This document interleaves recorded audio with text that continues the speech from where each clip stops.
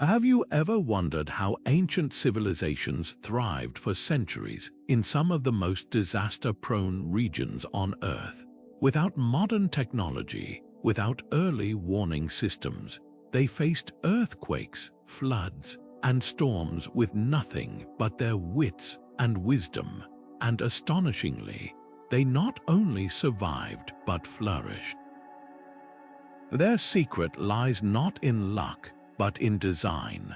Long before the first seismograph was invented or satellite imagery could map fault lines, ancient builders were creating cities that could literally predict and withstand nature's fury. These weren't just settlements, they were masterpieces of foresight, engineered in harmony with the environment in ways we're only beginning to understand.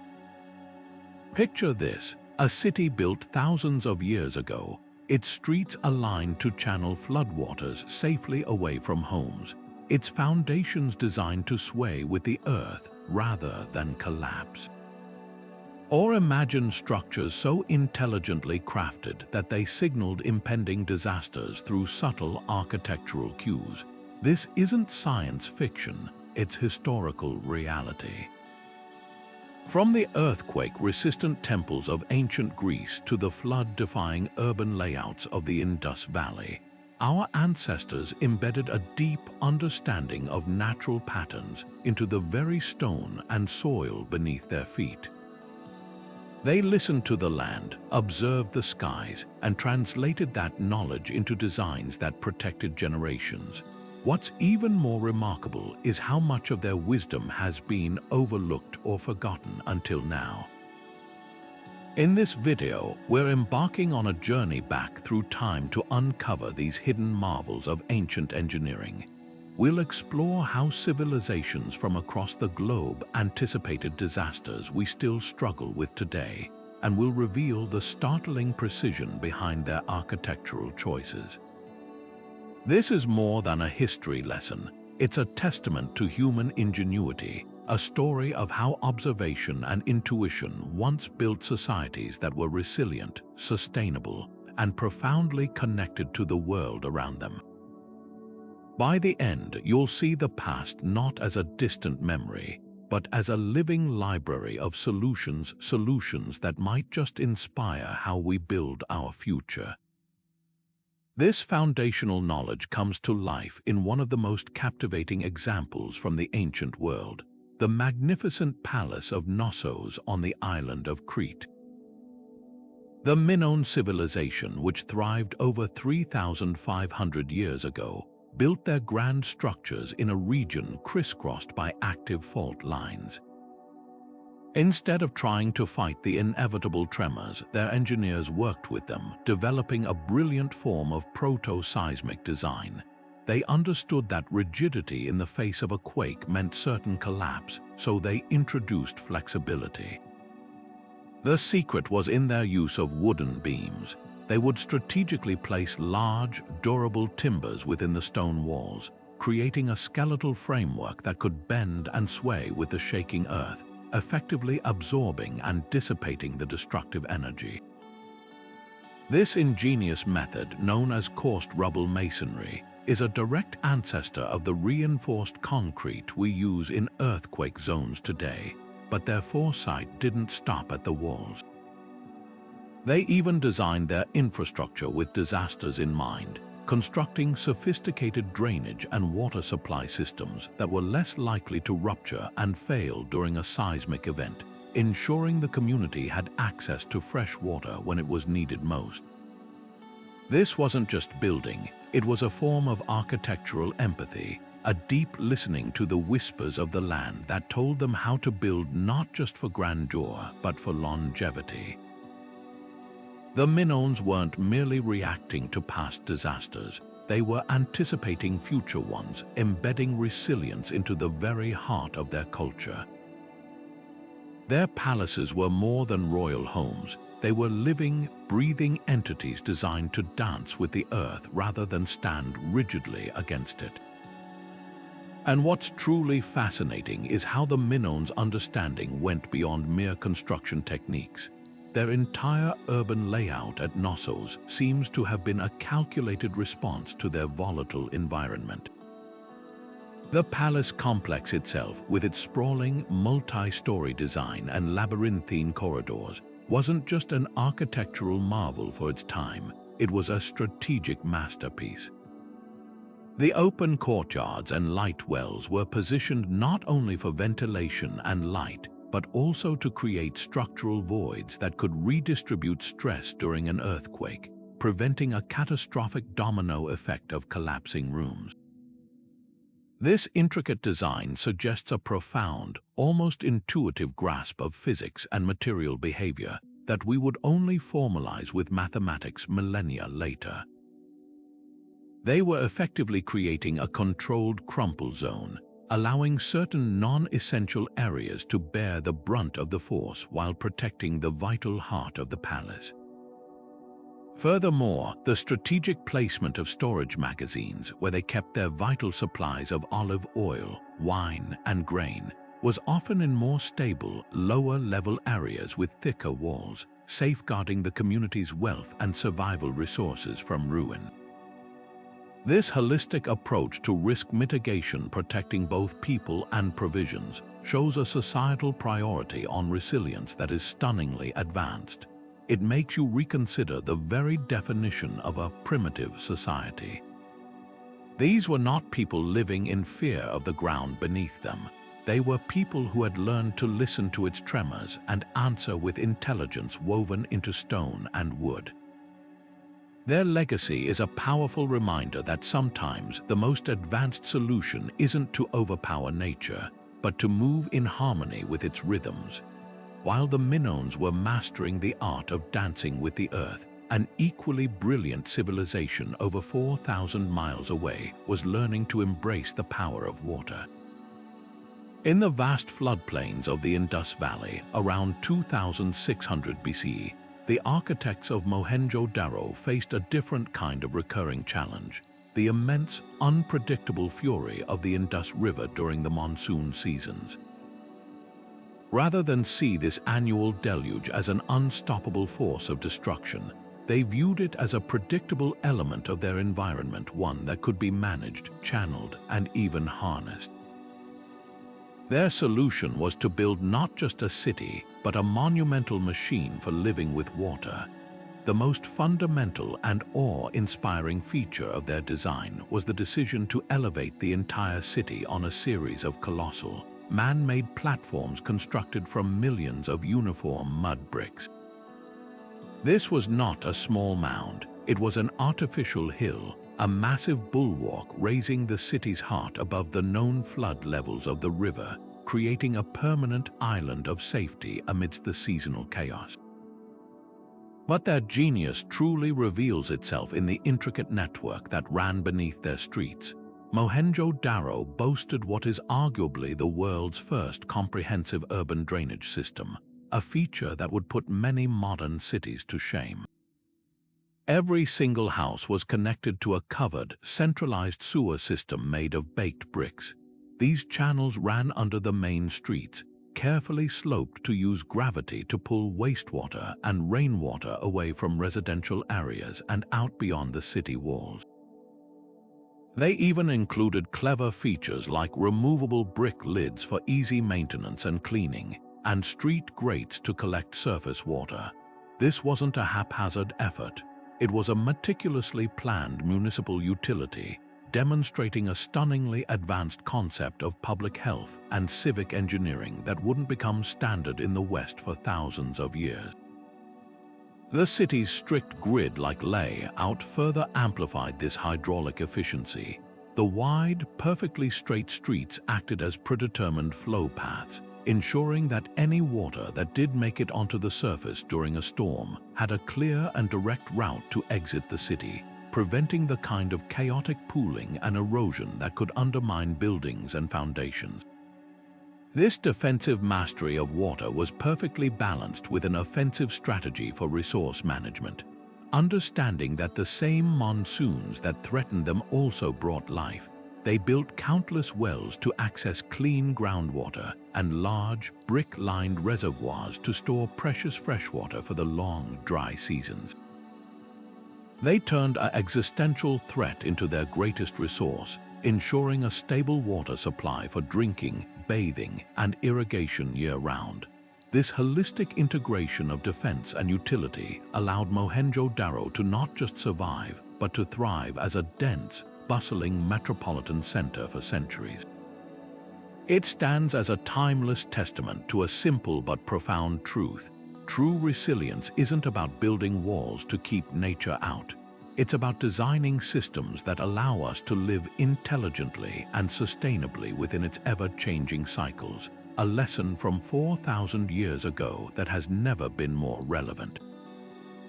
Moving from the water-managed plains of the Indus Valley to the vast, sun-scorched deserts of ancient Persia, we find an entirely different environmental challenge met with equally brilliant architectural innovation. Here, the existential threat wasn't sudden flooding or trembling earth, but the slow, relentless, and oppressive heat that could make life unbearable and even fatal. In response, Persian architects developed one of the most elegant and effective climate control systems in history, the Bagia, or windcatcher. These remarkable structures, which rose from the rooftops of homes and public buildings, were far more than decorative features. They were masterfully engineered machines that harnessed the very elements they were designed to withstand. The principle behind a windcatcher is a stunningly simple application of fluid dynamics and thermodynamics. The tower, often rising several meters above the building, is open on one or more sides at the top. As wind blows across the desert landscape, it is captured by these openings and funneled down the shaft of the tower. But the true magic happens inside the building. The incoming air, now channeled downward, is often directed over a pool of water or a fountain in the central courtyard. This contact causes the air to cool through evaporation, and this newly chilled, denser air then sinks into the living spaces below, displacing the hotter, lighter air which naturally rises and escapes through other openings or opposite-facing windcatchers. It's a perfectly balanced, self-regulating system of ventilation and cooling that requires no electricity, no moving parts, and no external power source beyond the wind itself. This architectural marvel was a direct and sophisticated response to a recurring natural disaster, the extreme heat wave. In an era before modern medicine, heat stroke and dehydration were silent killers, especially for the very young and the elderly. By passively maintaining significantly lower indoor temperatures, the windcatchers created vital refuge zones that drastically reduced the incidence of heat-related illnesses.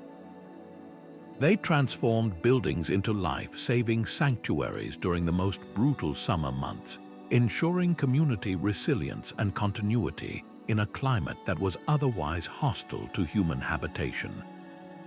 The ingenuity deepens when we consider how these towers were often integrated with another Persian hydrological masterpiece, the Qanat. These were underground channels that tapped into aquifer water many miles away in the foothills of mountains, using gravity to transport a steady, reliable flow of fresh water to the arid plains and cities. Some advanced designs would channel air from the windcatcher down through these cool, damp Qanat tunnels before releasing it into the home, supercharging the cooling effect by adding significant moisture to the air. This integration wasn't just about comfort, it was a profound adaptation to drought conditions.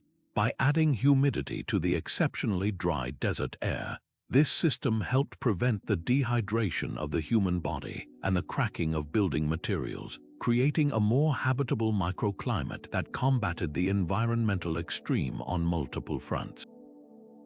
This holistic approach to design, where architecture, water management, and climate control are woven into a single, interdependent system, demonstrates a worldview that saw human settlement not as separate from nature, but as an intelligent and harmonious extension of it.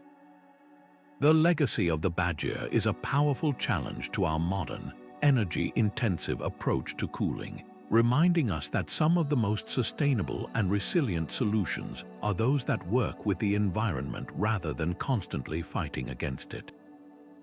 Yet for all their ingenuity, the most profound lesson from Pompeii may lie in the delicate balance between preparedness and the sheer, unimaginable scale of nature's ultimate force. The pyroclastic surges that finally sealed the city's fate were beyond any human capacity to withstand at that time. This is not a story of failure, but one of perspective. The citizens of Pompeii were not ignorant. They were equipped for the disaster they knew, the one their oral history and experience had taught them to expect.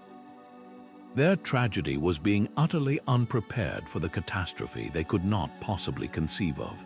Their adaptations were designed for survival and recovery from a disruptive event, not from a complete and total obliteration of their world. This distinction is crucial because it mirrors our own modern challenges. We build levees for 100-year floods, reinforce buildings for historically strong earthquakes, and design for the known variables. But what happens when the unknown variable arrives? When the 500-year flood occurs or the earthquake exceeds all historical records? Pompeii stands as an eternal, sobering monument to this very dilemma. It teaches us that preparedness is not a fixed destination but a continuous journey of learning, adapting, and most humbly, acknowledging that our knowledge will always have its limits. Their story urges us not to become complacent with our own modern technology, but to combine it with the same deep respect for nature that the ancients possessed, understanding that true resilience requires both brilliant innovation and profound humility. This profound understanding of living in concert with nature, rather than attempting to dominate it, finds a powerful echo thousands of miles away in the vast expanse of the Pacific Ocean. Here, island cultures developed an intimate, generational dialogue with the sea, crafting a resilience strategy that was both simple and extraordinarily sophisticated. For communities across Vanuatu, Fiji, and countless other islands, the ocean was not just a source of life and food. It was also a potential bringer of catastrophic waves, what we now know as tsunamis. Without written records or advanced technology, these cultures relied on a meticulous, centuries-long process of observation, weaving their hard-won knowledge into the very fabric of their oral histories, their myths, and most importantly, the placement of their homes. They learned to read the subtle language of the ocean, the unusual retreat of the water, the specific behavior of animals, the shifts in wave patterns, and they translated these warnings into a deliberate and effective settlement strategy. The most critical decision, one that protected generations, was the conscious choice to avoid building in low-lying coastal areas that were obviously vulnerable. Instead, they sought out and established their villages on naturally elevated terraces, often many meters above sea level. This wasn't a random preference for a better view. It was a calculated move to place their communities above the known reach of the most powerful storm surges and tsunami waves. In many cases, they further fortified their positions by settling behind robust natural barriers, such as expansive coral reefs or dense mangrove forests. These natural features acted as a first line of defense, their complex structures helping to dissipate the immense energy of an incoming wave, breaking its force before it could ever reach the shore, and the village nestled safely beyond it. This strategic use of the existing landscape demonstrates a holistic understanding of the entire coastal system, from the deep ocean to the shoreline. But their adaptive genius extended beyond just location. The very materials they used to construct their homes were selected for their dynamic qualities in the face of immense force. While stone structures are rigid and prone to catastrophic collapse under the impact of water, these island builders predominantly used flexible, renewable organic materials like bamboo and palm thatch. A house built with these materials possesses a remarkable ability to yield. When a powerful wave hits, a bamboo-framed structure with a thatch roof can bend, sway, and even be partially dismantled by the force, but it is far less likely to completely shatter and crush its inhabitants. Often, the lighter components would be swept away, but the fundamental frame could remain, allowing for a much faster and easier rebuilding process. This design philosophy prioritizes human safety and community recovery over the preservation of the building itself, a stark and insightful contrast to our modern, often rigid construction paradigms. This accumulated wisdom, passed down through chants, stories, and direct instruction, represents a deep form of ecological knowledge that modern planning frequently disregards in the rush for coastal development.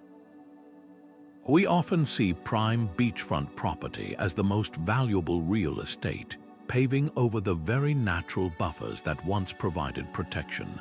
The ancient Pacific Islanders would have seen those same areas as inherently dangerous and unsuitable for permanent settlement. Today, as global sea levels rise and the frequency of extreme weather events increases, these ancient strategies are not historical curiosities, they are urgently relevant.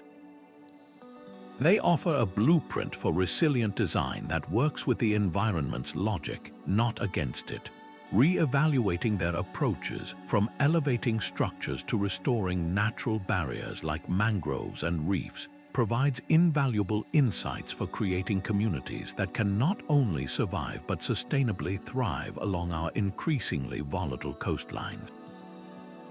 This timeless knowledge reminds us that sometimes the most advanced form of foresight is found not in a new technology, but in the wisdom of the past. Across the vast expanse of human history, from the islands of the Pacific to the deserts of Persia, we see a common thread: civilizations listening intently to the earth. But to truly grasp the full scope of ancient foresight, we must lift our gaze from the ground to the sky, for the heavens themselves served as the ultimate calendar and early warning system. Long before satellites and supercomputers, the predictable, cyclical dance of celestial bodies provided the most reliable long-term forecast humanity had ever known. Entire cultures structured their lives, their agriculture, and even their cities around these astronomical cycles, weaving a profound connection between the cosmos and survival into the very fabric of their architecture. Consider the ancient Maya, whose civilization flourished in the challenging environment of the Mesoamerican rainforest. Their survival was inextricably linked to the precise timing of the rainy and dry seasons. A delay in planting could mean starvation, an unexpected drought could decimate entire cities. To master this rhythm, the Maya became unparalleled astronomers. They didn't just observe the stars, they encoded their knowledge into stone. Their grand ceremonial centers, like the famous El Caracol Observatory at Chichén Itzá, were precisely aligned to track the movements of Venus, the Sun, and the Moon.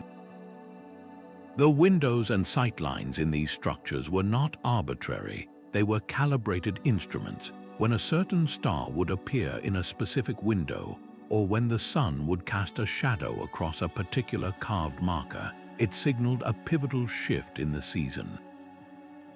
This architectural clockwork told them exactly when to clear their fields, when to plant their maize, and when to expect the life-giving rains. Their cities were, in effect, massive stone calendars, designed to translate celestial events into actionable agricultural wisdom, allowing them to anticipate and prepare for periods of drought with stored surpluses. This same fusion of astronomy and urban design was happening simultaneously across the world in ancient Egypt. There, the rhythm of life was dictated not by rain, but by the Nile River. Each year, the river would flood, depositing rich, fertile silt across the farmlands along its banks. This annual inundation was the foundation of Egyptian prosperity, but its timing and intensity were everything. A flood that was too weak would bring famine, one that was too strong would bring destruction. To predict this critical event, Egyptian priests and engineers turned to the stars. They observed that the heliacal rising of Sirius, the brightest star in the night sky, consistently coincided with the beginning of the annual flood. This celestial event became their new year, their signal to prepare. This astronomical knowledge directly influenced their architecture. The great temple of Amun-Ra at Karnak, for instance, is aligned so precisely that on the summer solstice, the sun's rays penetrate deep into the temple's sanctuary, illuminating the inner sanctum. This wasn't just for dramatic effect. It was a giant, immovable timepiece confirming the solar year's progression and reinforcing the calendar that predicted the Nile's behavior.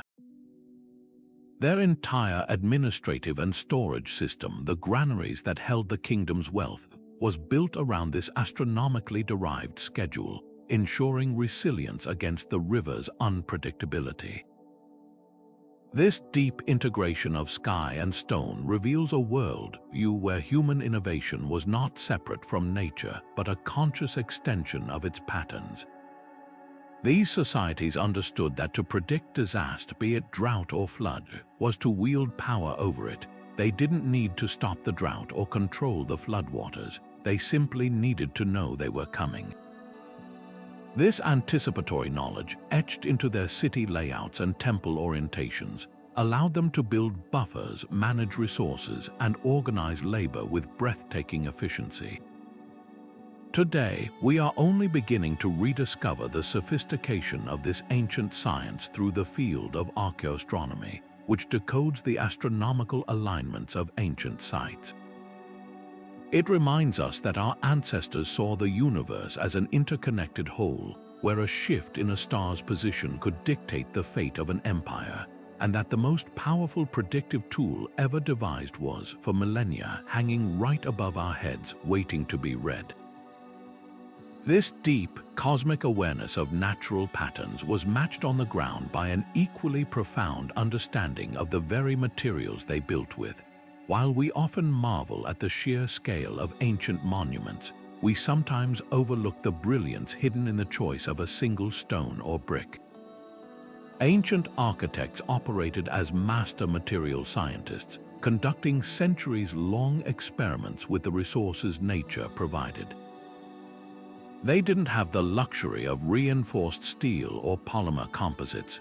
Instead, they cultivated an intimate, almost intuitive knowledge of local geology, harnessing the innate properties of stone, clay, and wood to create structures that were perfectly adapted to their environment. This wasn't a random process. It was a deliberate, empirical science passed down through generations, and its legacy is etched into the most resilient ruins on Earth. Nowhere is this more brilliantly displayed than in the heart of the earthquake-prone Andes Mountains, where Inca stonemasons achieved what modern engineers still study in awe. Instead of fighting the constant seismic activity, they designed their walls to move with it. Their signature technique, known as ashlar masonry, involved carefully carving irregular, polygonal blocks of granite and limestone that fit together in an intricate, three-dimensional jigsaw puzzle. The genius of this design is in its joints. Unlike a wall made of uniform, rectangular blocks with straight mortar lines, which acts as a single, rigid unit that can crack under stress, the Inca wall is a dynamic system. The interlocking stones, with their complex, multifaceted edges, distribute any shock wave in countless directions throughout the structure. During a tremor, the stones in an Inca wall will actually slide against each other, minutely shifting and settling, but they almost never pull apart. The energy of the earthquake is dissipated as friction between the stones, and when the shaking stops, the wall simply settles back into a stable, locked position.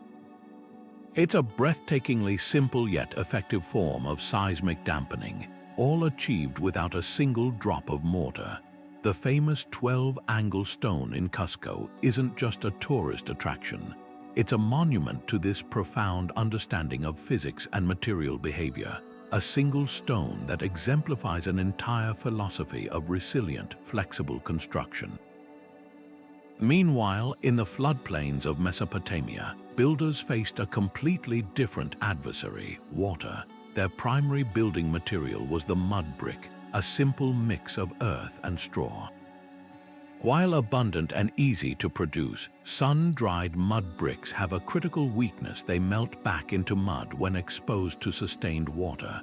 For a civilization that lived between two powerful, flooding rivers, this was an existential problem. Their solution was a revolutionary leap in material processing. They learned to fire their bricks. By baking the clay bricks in kilns at high temperatures, they permanently altered their chemical structure, transforming soft, vulnerable clay into hard, durable ceramic stone.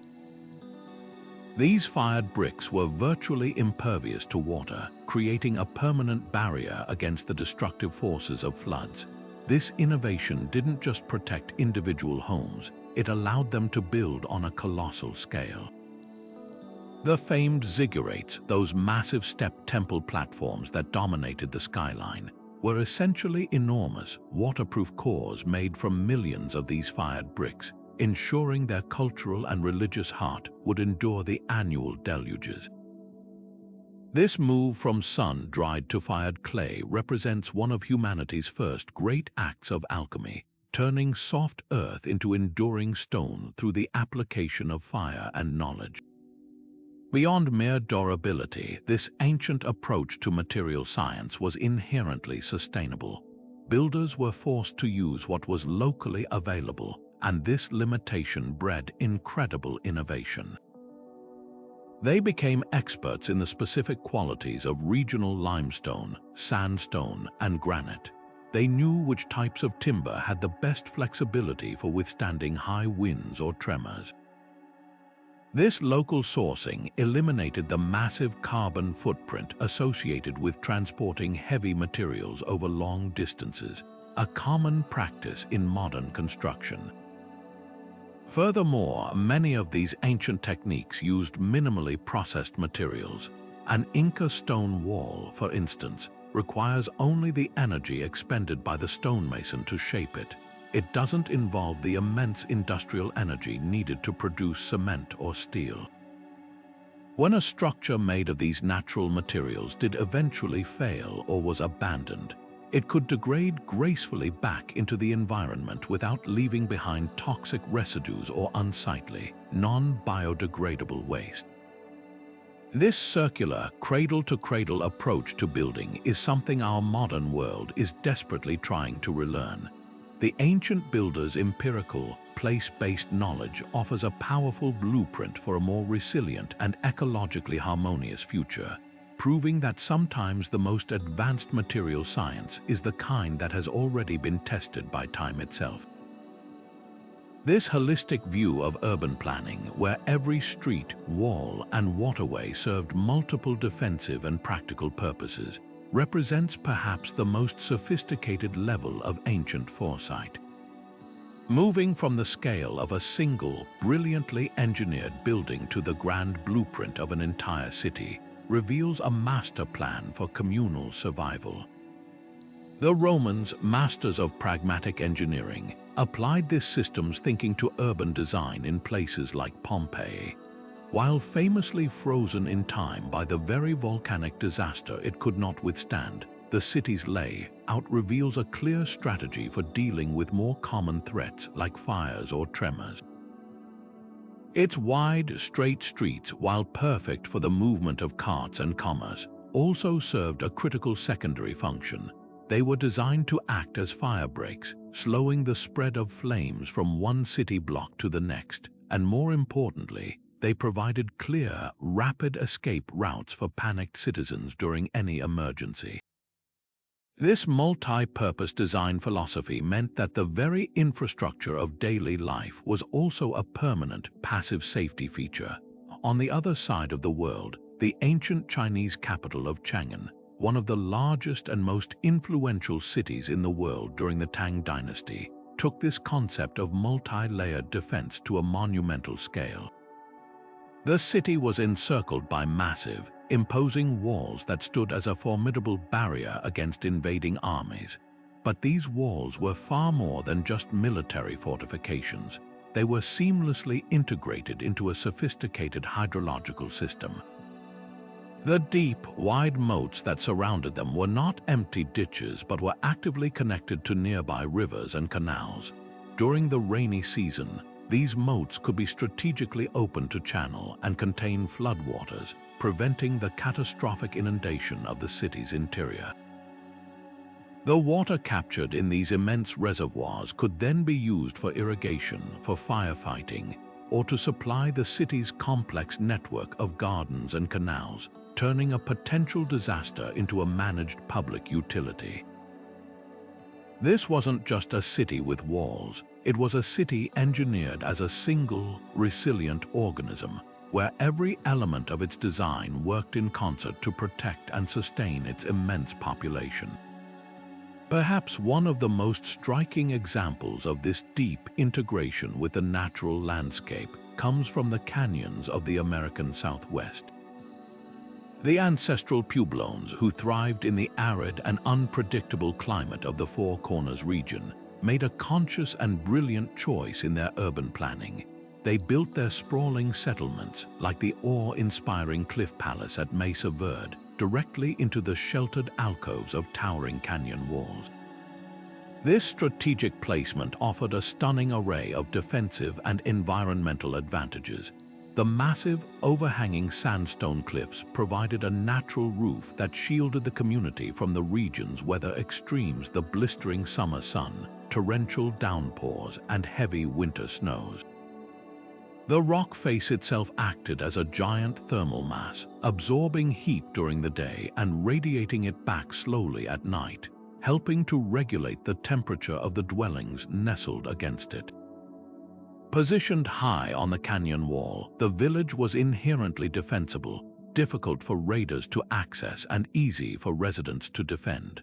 Furthermore, these alcoves were often strategically located near seeps and springs, ensuring a reliable, concealed water source. Their entire city was quite literally woven into the fabric of the cliff, a masterpiece of architectural camouflage that turned the inherent protections of the landscape into the walls and roofs of their homes. What unites these vastly different cultures, Romans, Chinese, and Pueblones, is a shared, holistic vision. They didn't see city planning as just the arrangement of buildings, but as the deliberate orchestration of topography, climate, water, and community needs into a single, resilient system. They understood that true safety wasn't just about strong walls, but about smart streets. Not just about storing water, but about managing its flow. Not about conquering nature, but about positioning their communities within its protective embrace. In an era of modern climate challenges where cities face unprecedented flooding, heat waves, and rising seas, these ancient blueprints offer a powerful lesson. They challenge us to think beyond isolated solutions like higher levees or better air conditioning, and instead to redesign our urban environments as integrated, multi-layered ecosystems, where every park, every street, and every building contributes to the resilience of the whole. This intricate relationship between cultural memory and architectural design reveals one of humanity's most powerful and enduring survival tools, the oral tradition. For countless generations, long before the invention of writing could codify such wisdom, vital knowledge about the land and its dangers was woven into the very fabric of culture through stories, songs, and sacred narratives. These were not mere fables told for entertainment. They were meticulously preserved data sets, rich with practical information about past disasters and explicit instructions for future survival.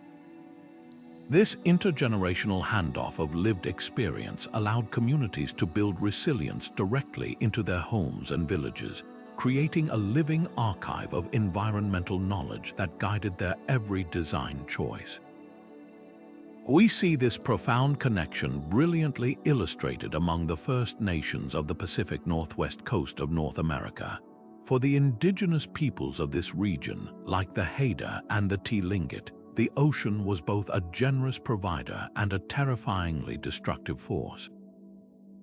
Their oral histories are filled with powerful accounts of great waves that swept across the land, stories so vivid and specific they have been passed down for hundreds of years. These narratives were not recounted as distant myths but as urgent, cautionary tales that directly informed their architectural decisions. Heeding these ancestral warnings, they constructed their magnificent cedar longhouses and placed their entire villages on strategic, elevated ground. But their most ingenious adaptation was building these large communal homes on sturdy wooden stilts or platforms. This elevated design was a direct physical manifestation of their cultural stories, built in response to the tsunami threat described in their oral history. The open space beneath the structure allowed powerful surge waters to flow through rather than smash against a solid wall, significantly increasing the chances that the building and its inhabitants would survive the event. Their villages were also deliberately situated behind protective headlands or on sheltered inlets that offered natural buffers against the ocean's fury, locations chosen specifically because generations of knowledge had identified them as safer ground. A similarly sophisticated system of knowledge transfer existed for tens of thousands of years among Aboriginal Australians, encoded in what are known as song lines or dreaming tracks. These complex oral maps are far more than simple routes. They are intricate sequences of songs, stories, and ceremonies that describe the landscape in immense detail, including the location of water sources, food plants, and crucially, areas of danger. A songline might detail a path that safely skirts a floodplain that becomes lethal during the wet season, or it might identify a specific dune system that is stable and safe versus one that is prone to catastrophic collapse. This knowledge was not written down but memorized and performed, passed from elder to youth through song and dance. The practical application for community resilience was immense. When seasonal monsoons arrived or when drought forced migration, a community could use these songlines to navigate vast distances safely, avoiding landscapes that became death traps under certain conditions. The very act of performing the songline reinforced the knowledge of where and how to build temporary shelters or establish a seasonal camp in harmony with the environment's rhythms, not in conflict with them. Their entire approach to living on the land was guided by this sung library of ecological wisdom. This global tradition of embedding survival instructions into culture highlights a fundamental truth about human resilience. For our ancestors, there was no division between practical knowledge and spiritual belief. They were two sides of the same coin. A story about a river spirit's anger that caused a great flood was also a historical record of a past inundation and a clear warning to build future homes above a certain elevation. A legend about a mountain that breathed fire was both a cosmological explanation for a volcano and a definitive boundary marker for where not to settle. This fusion ensured that the most critical information for community survival was not stored away in a fragile scroll or a book that could be lost or decay. It was stored in the most durable medium imaginable, the collective memory of the people themselves. It was repeated in ceremonies, enacted in dances, and sung to children, making every member of the community a bearer of essential, life-preserving knowledge. This system of cultural continuity created a society that was inherently adaptable, one that could learn from the cataclysms of the past and consciously design a safer future, proving that the most resilient structure one can ever build is not made of wood or stone, but of story. The ancestral Pueblones, often referred to as the Anasazi, offer one of history's most compelling case studies in long-term environmental adaptation. Their legacy, etched into the sandstone cliffs of the American Southwest, is a masterclass in designing a civilization not to dominate its surroundings, but to become an extension of them. While many ancient cultures built monuments to their gods or kings, the Pueblones built a sustainable way of life, and their architectural choices were a direct, brilliant conversation with the extreme demands of the high desert.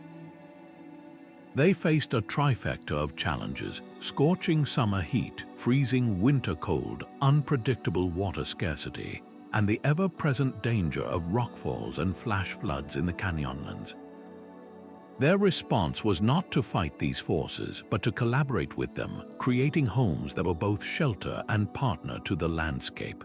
Their most iconic innovation was the decision to build within massive, naturally occurring alcoves high up on canyon walls. This was a strategic move of breathtaking intelligence. The vast, overhanging sandstone cliffs provided a monumental natural roof, shielding their communities from the region's most punishing weather. In the summer, this stone canopy blocked the intense, direct sunlight, keeping the dwellings remarkably cool. During the violent, sudden downpours of the monsoon season, the alcove's overhang acted as a giant umbrella, diverting torrents of rainwater away from the structures and preventing catastrophic erosion or flooding at their doorsteps. Furthermore, this elevated position offered a formidable defensive advantage and protected the villages from the dangerous rockfalls that could cascade down the canyon slopes. They had effectively found real estate that came with built-in climate control, disaster mitigation, and security, all provided free of charge by the geology itself. Within these grand, natural shelters, the Pueblones constructed their dwellings with a material science perfectly suited to the desert. They built with thick adobe walls, a simple mixture of earth, water, and straw, often supported by stone masonry. These walls were the heart of their passive thermal regulation. Adobe possesses a high thermal mass, meaning it absorbs heat very slowly and releases it just as gradually.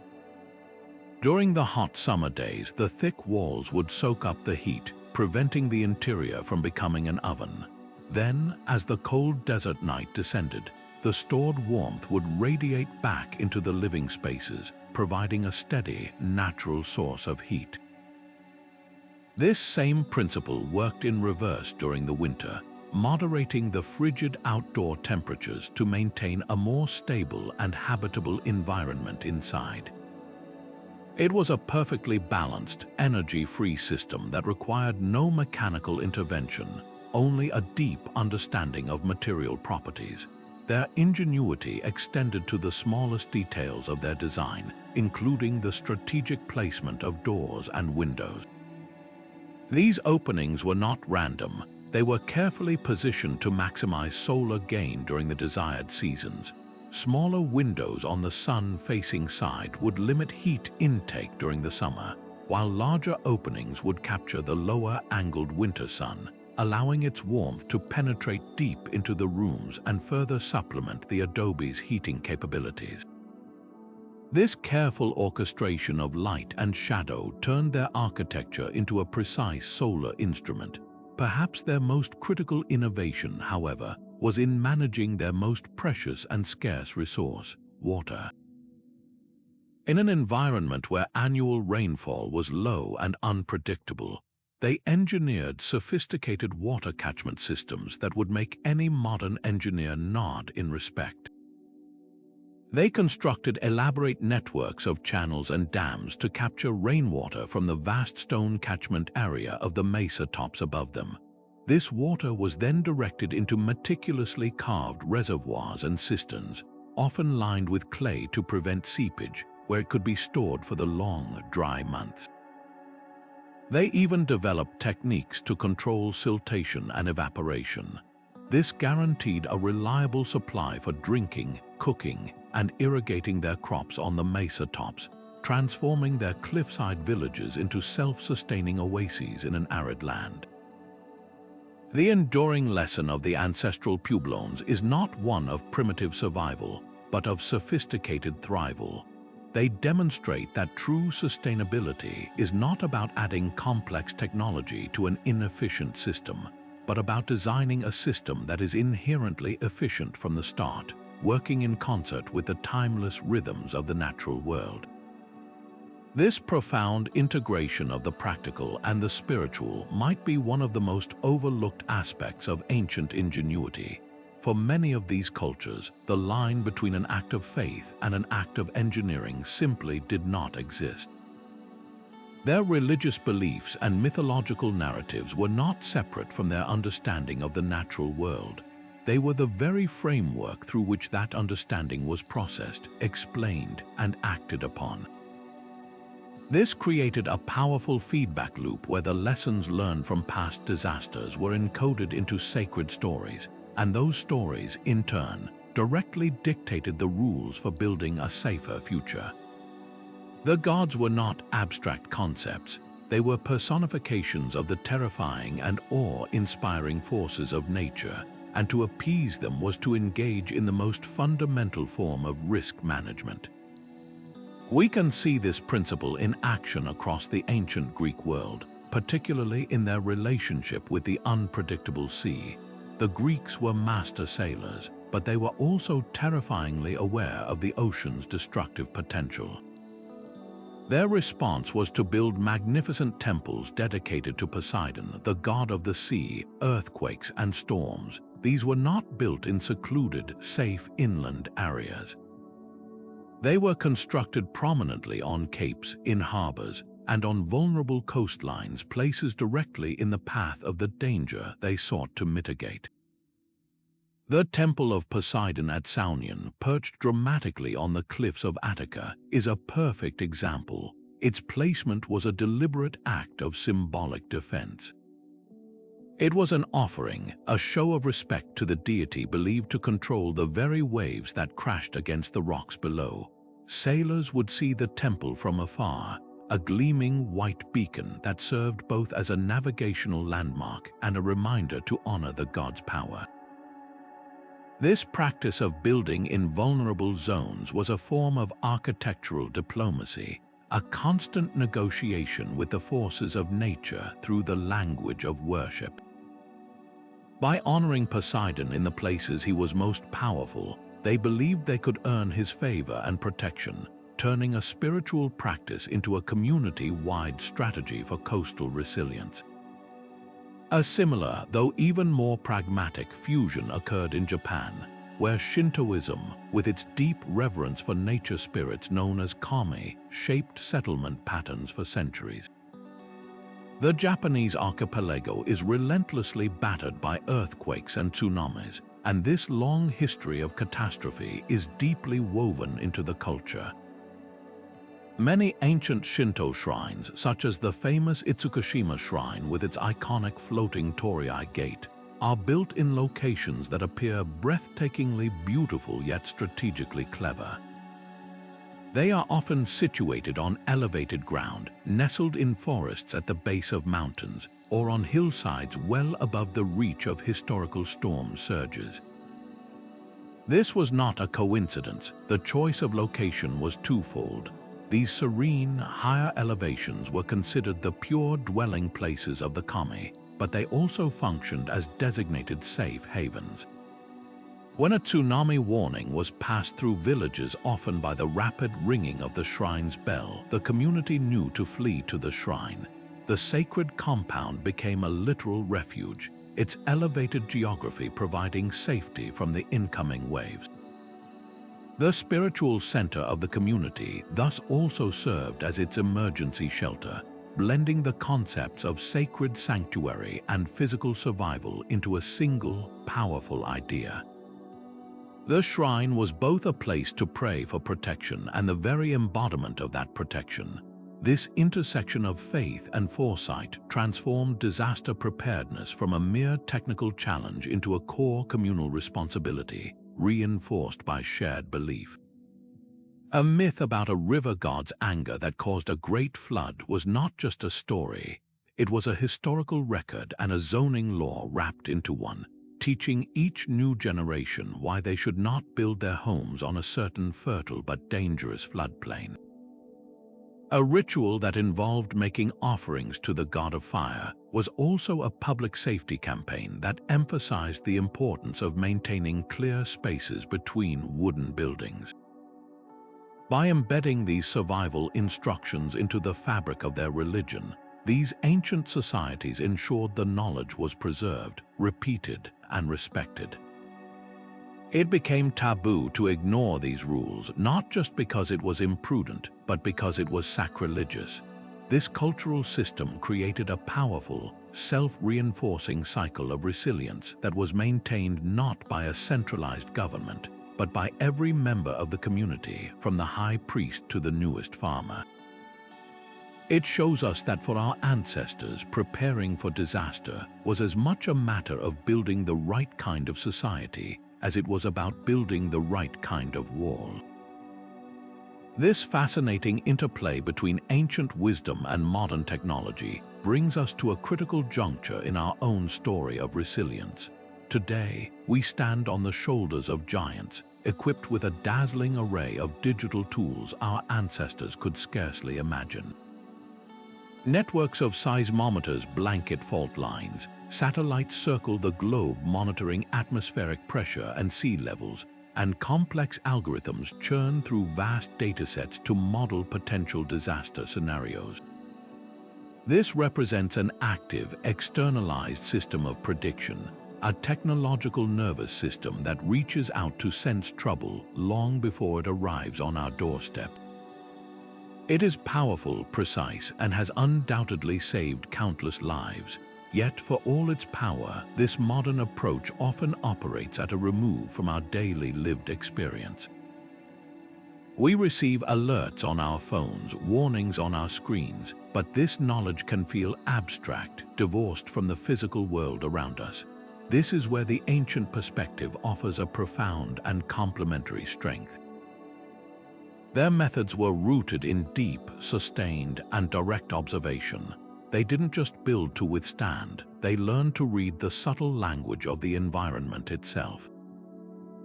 The ancient Chinese official Zhang Heng, in 132 AD, exemplified this blend of observation and invention with his astonishing Hufeng Didongye, or instrument for inquiring into the wind and the shaking of the earth. This ornate bronze vessel, surrounded by dragons and frogs, was far more than a ceremonial object. Historical accounts suggest its internal pendulum mechanism could detect the direction of a distant earthquake's seismic waves, causing a ball to drop from a dragon's mouth into the waiting frog below, pointing toward the epicenter. It was a mechanical embodiment of pattern recognition, an attempt to give tangible, early warning based on the physical principles they had observed. This contrast in methodology reveals a crucial synergy.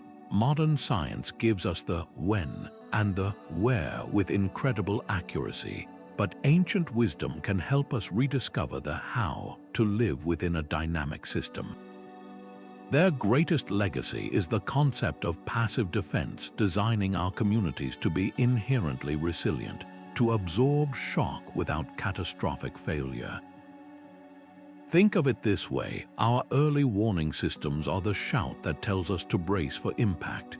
Ancient passive design is the seatbelt and airbag that protects us when the impact comes. One is not superior to the other, they are two halves of a whole strategy. The Minoan flexible walls, the Incas' interlocking stones, the elevated villages of the Pacific. These were not attempts to stop a disaster, but brilliant designs to survive it gracefully. The most promising path forward lies in a conscious fusion of these two worlds.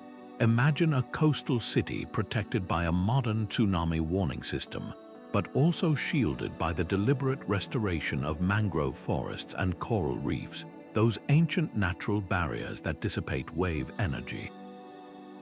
Envision earthquake-prone urban centers where buildings not only meet modern seismic codes, but also incorporate the principles of flexibility and energy dissipation found in ancient masonry. We can use our satellites to monitor deforestation and then apply the ancestral Puebloan wisdom of water catchment and storage to manage the resulting watershed changes. This isn't about choosing between the old and the new. It's about creating a new, richer dialogue between them. This synergy underscores a timeless truth about human ingenuity. It is not a linear progression where new ideas simply replace the old. True ingenuity is cumulative, building upon the foundational insights of the past and enhancing them with the powerful tools of the present.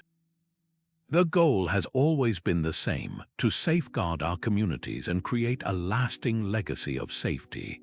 By marrying the granular, localized, and embodied knowledge of ancient builders with the global, data-driven power of modern science, we aren't just looking back with nostalgia. We are assembling a more complete, more resilient, and profoundly wiser toolkit for building a future that can endure. Yet for all their brilliance, the enduring story of ancient resilience is not one of unbroken success. Interwoven with these triumphs are sobering tales of catastrophe, reminders that even the most ingenious designs have their limits when faced with nature's ultimate fury. The legendary lost city of Atlantis, as described by Plato, serves as the ultimate mythical archetype of this failure, a powerful, advanced civilization that supposedly sank beneath the waves in a single day and night of misfortune, a parable about the dangers of hubris and moral decay. While Atlantis remains a myth, its real-world counterpart offers a hauntingly similar and historically verified lesson. The prosperous Greek city of Helike, a vital member of the Achaean League known for its worship of Poseidon, the god of the sea and earthquakes, met a terrifyingly abrupt end in 373 BCE. According to ancient accounts, for several days prior to the disaster, the city's inhabitants witnessed unmistakable portents. Animals, mice, snakes, and weasels were seen fleeing in droves towards higher ground, a classic sign of seismic activity that modern science confirms many animals can detect. The city's sacred grove of Poseidon reportedly showed signs of ground uplift and strange geological activity. Despite these clear warnings from the natural world, the citizens of Helike remained. Then a massive earthquake struck, liquefying the soft soil of the coastal plain upon which the city was built. The land gave way, and Helike, along with every soul who had not heeded the signs, slid into the sea. A colossal tsunami generated by the quake then swept over the ruins, wiping the once great city completely off the map. For centuries, Helike became a ghost story, a tale sailors would tell about a sunken city you could sometimes glimpse beneath the waves. Its fate stands as a stark counterpoint to the successes of Knossos or Mohenjo-Daro. Here was a city that, despite its advanced culture and its direct devotion to the very god of the disaster that befell it, failed to listen. They saw the signs, but perhaps comforted by their own power and prosperity, dismissed them as anomalies. Their story is a powerful testament to the fact that the most advanced design is useless without the cultural willingness to act on the information the environment provides. It underscores a crucial distinction. Resilience is not just a property of stone and mortar. It is a quality of mind, a community's capacity for humility and adaptive response. The lesson of Helike resonates through the ages, echoing in other ancient failures where a disconnect from the environment proved fatal. While not every detail is as dramatic, archaeologists have uncovered evidence of settlements that collapsed because they exhausted their local resources, or communities that built in repeatedly vulnerable locations without adapting their techniques. These are not stories of ignorance, but often of complacency. A society might develop a brilliant water management system, but if a prolonged drought exceeds its storage capacity, and the culture is unwilling to change its water consumption habits, the system will still fail. A city might have earthquake-resistant homes, but if it continues to expand onto unstable, liquefiable ground without improving its foundational engineering, it is only a matter of time before a major quake causes catastrophic damage. This reveals the second critical lesson from these failures. Resilience is not a one-time achievement. It is a continuous process of learning, adapting, and respecting the dynamic systems of the planet. The Minones didn't build their flexible palaces once and then forget about earthquakes. Their design philosophy likely evolved over generations of observing seismic activity and improving their techniques. The citizens of Helike, by contrast, may have become disconnected from the very knowledge their ancestors possessed, ignoring the ancient understanding that animal behavior and land changes were vital messages. This hubris, the belief that they were immune or that their city was too powerful to fall, was their true undoing. These ancient failures force us to look in the mirror and ask difficult questions about our own modern approach to disaster preparedness.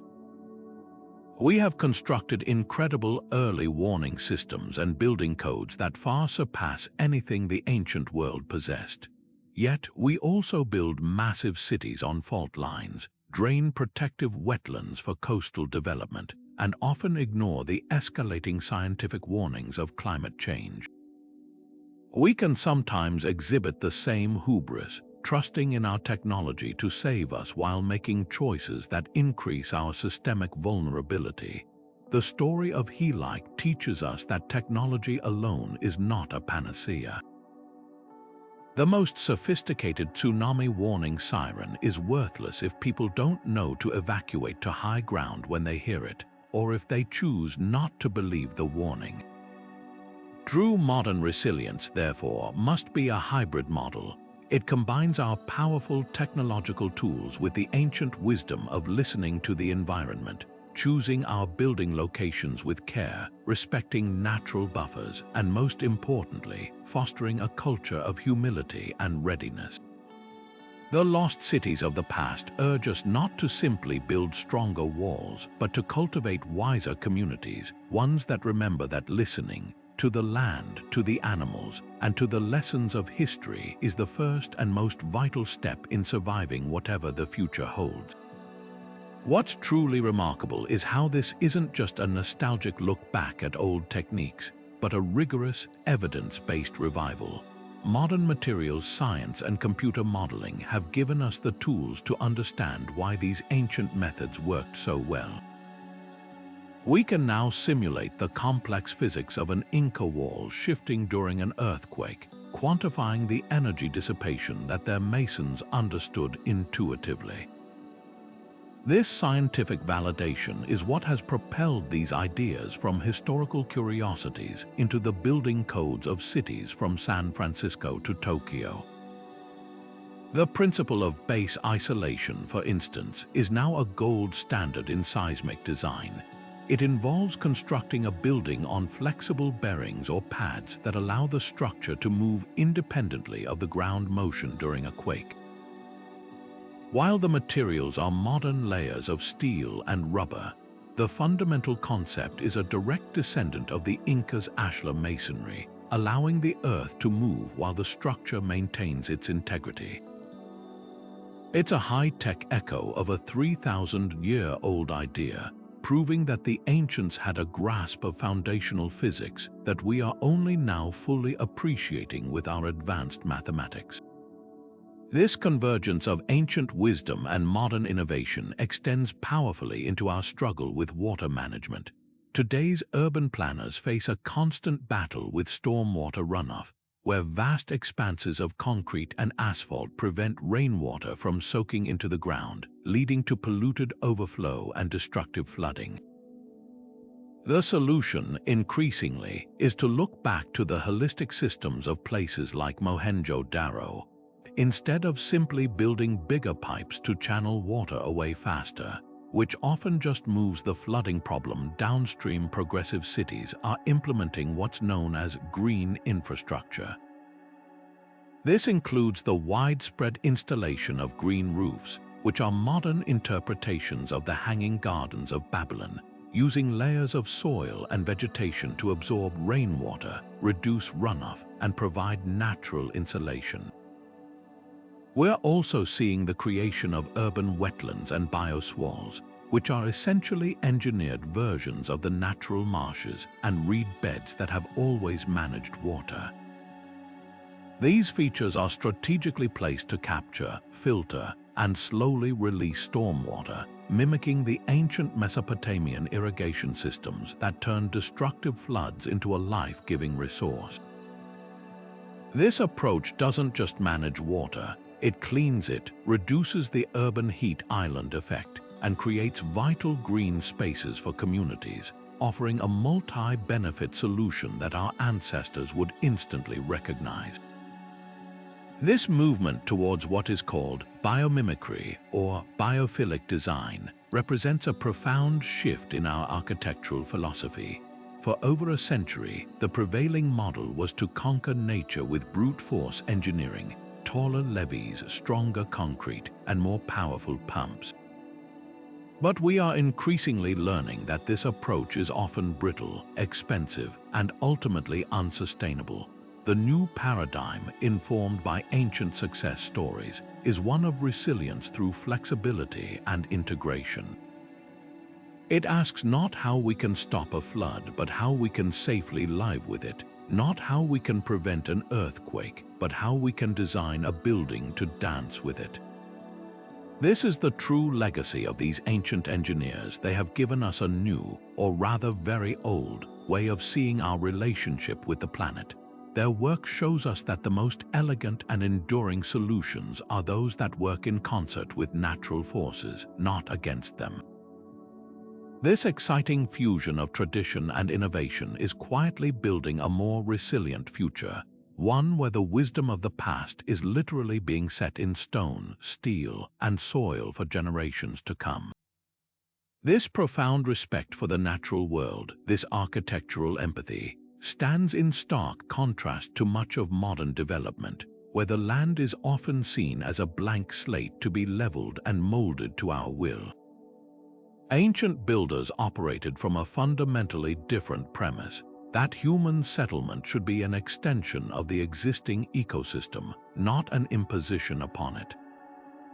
They understood that the most resilient and enduring designs were those that flowed with the land's natural contours and rhythms, an ethos that minimized environmental degradation and fostered a remarkable long-term stability. Nowhere is this philosophy more magnificently embodied than in the sprawling jungle metropolis of Inca, the heart of the Khmer Empire. Rather than forcing a foreign grid upon the landscape, the Khmer engineers engaged in a grand collaboration with the monsoonal climate of Southeast Asia. Their masterpiece was a vast, intricate hydrological network, a synthetic circulatory system for the city that mimicked the functions of a natural watershed. At its heart were enormous reservoirs called barrays, which were not just static pools of water but sophisticated, multi-purpose tools. These massive structures captured and stored the tremendous rainfall of the wet season, preventing catastrophic flooding in the urban center. Then, during the long, dry months, this same stored water was gradually released through a carefully engineered web of canals to irrigate vast rice paddies, ensuring food security for a population that may have exceeded 1 million people. This system transformed a potential liability, the seasonal deluge, into the empire's greatest asset, turning the region into an agricultural powerhouse. But the genius of Inca's design goes even deeper. Recent research using advanced LiDAR technology has revealed that the city's layout was a conscious terrestrial reflection of a Hindu cosmic map. The temples, reservoirs, and canals were arranged to mirror the celestial arrangement of the stars and the mythical Hindu universe. This wasn't merely symbolic, it was a way of grounding their society in a cosmic order, a daily reminder that human civilization is a part of a much larger, interconnected system. This spiritual connection to the environment fostered a sense of stewardship and responsibility that is often absent in purely utilitarian modern planning. The Khmer didn't just use water, they celebrated it, understood its life-giving properties, and designed their entire world around its respectful management. Their success, which lasted for centuries, offers a powerful blueprint for our own era of climate crisis. It challenges us to shift our paradigm from one of domination to one of dialogue with nature, to create cities that are not just safe fortresses against a hostile world, but symbiotic partners within a living, breathing planet. This ancient mindset values balance and renewal over short-term convenience and extraction, suggesting that the most ethical and ultimately successful urban planning is that which listens to the land and builds in harmony with its timeless song. This incredible diversity of ancient ingenuity reveals a fundamental truth about resilience. It is not a universal blueprint but a deeply local conversation. The strategies that allowed one civilization to flourish would have been utterly useless in another, because they were born from a profound and intimate dialogue with a specific place and its unique challenges. Consider the stark contrast between the sun-scorched plains of Anatolia and the lush, water-rich valley of Mexico. In Cappadocia, Turkey, the primary threats were not floods or earthquakes, but the extreme surface heat of the summer and the constant danger of invading armies. The local volcanic rock, known as tuff, was soft enough to be carved with simple tools yet hardened when exposed to air. This geological gift allowed people to create entire subterranean worlds, like the astounding multi-level city of Derinkuyu.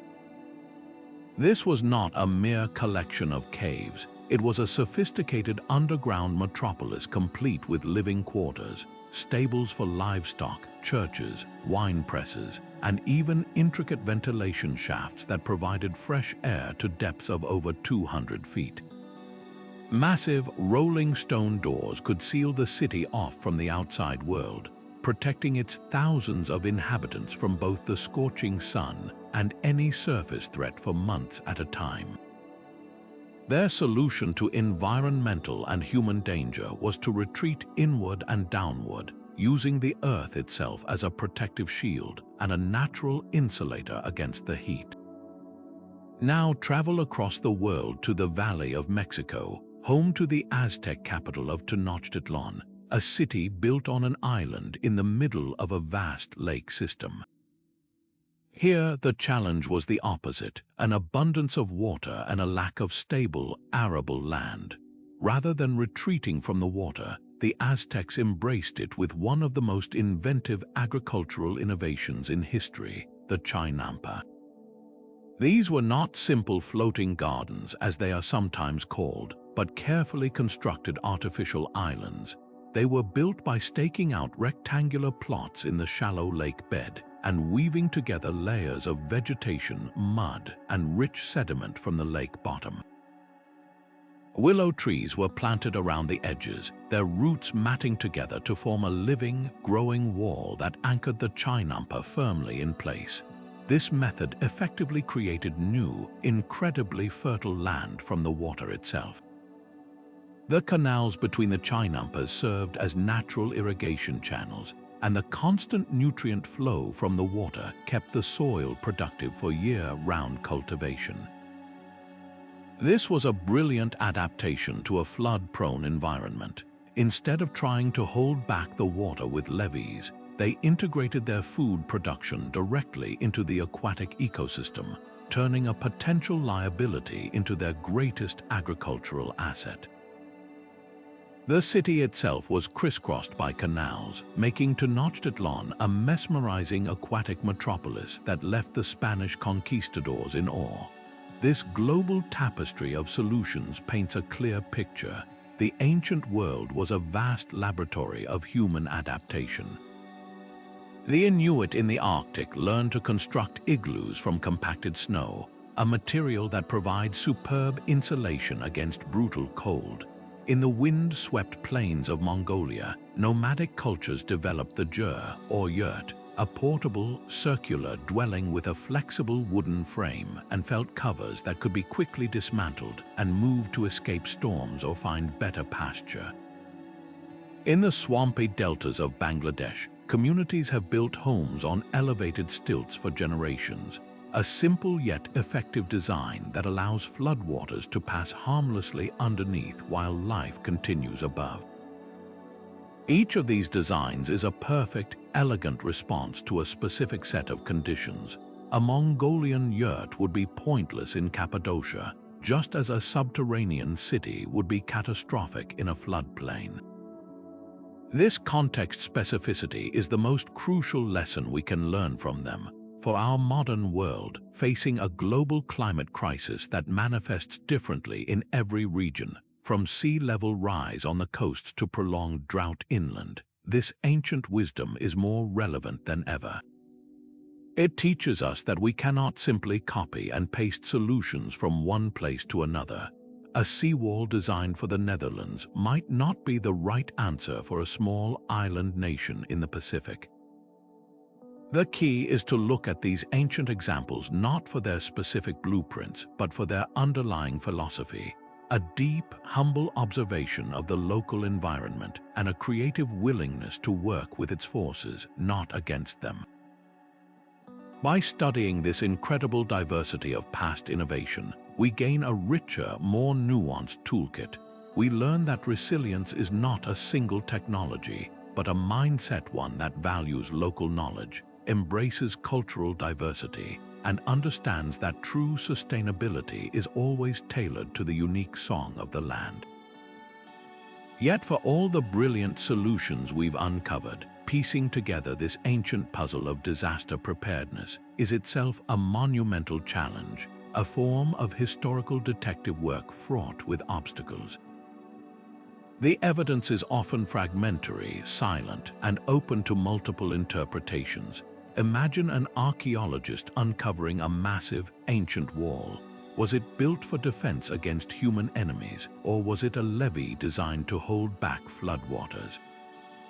Without written records or clear contextual clues, distinguishing between these purposes requires a profound level of interdisciplinary collaboration.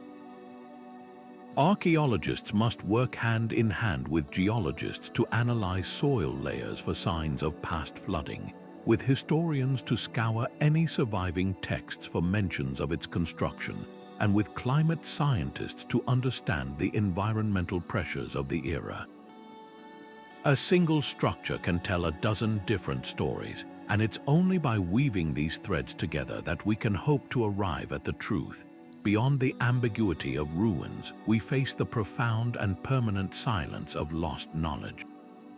For countless cultures, their deepest understanding of the natural world, the patterns of animal behavior that signaled an impending tsunami, the specific cracks in the ice that warned of a calving glacier, the songs that mapped safe paths through a drought-stricken landscape, was never written down. It was carried in the oral histories, myths, and practical teachings passed from one generation to the next. When colonial expansion, war, or disease disrupted these chains of cultural continuity, that invaluable library of environmental wisdom vanished in a single generation. We are left with the physical shell of a city or a tool, but without the operating manual that explains its full purpose and the nuanced thinking behind its design. This loss is immeasurable, and it means there are likely countless ancient adaptations we have yet to recognize simply because we've lost the cultural key to decipher them. The very ground these ancient engineers sought to understand has also changed dramatically, further obscuring their achievements. Climate change and millennia of human activity have altered landscapes in ways that make it difficult to reconstruct past conditions. A city that was once coastal might now be miles inland due to siltation, or a region that was once lush and fertile may have become a desert. This makes it incredibly challenging to appreciate the specific environmental threat a community was responding to. A system of canals that seems excessive today might have been absolutely vital in an era of significantly higher rainfall. We risk underestimating their ingenuity because we are judging their solutions against a modern environment that is fundamentally different from the one they inhabited. Despite these formidable challenges, our ability to listen to the past is growing exponentially thanks to a suite of remarkable modern technologies. Light detection and ranging, or LiDAR, is like giving archaeologists X-ray vision. By firing laser pulses from an aircraft and measuring their return, LiDAR can strip away dense jungle canopy or surface vegetation to reveal the precise contours of the ground beneath, exposing ancient road networks, field systems, and hydrological works that were completely invisible to the naked eye. We can now see the full extent of a city's water management grid, understanding how it functioned as an integrated whole. Similarly, isotopic analysis allows scientists to examine the chemical fingerprints locked inside ancient bones, seeds, and even building materials.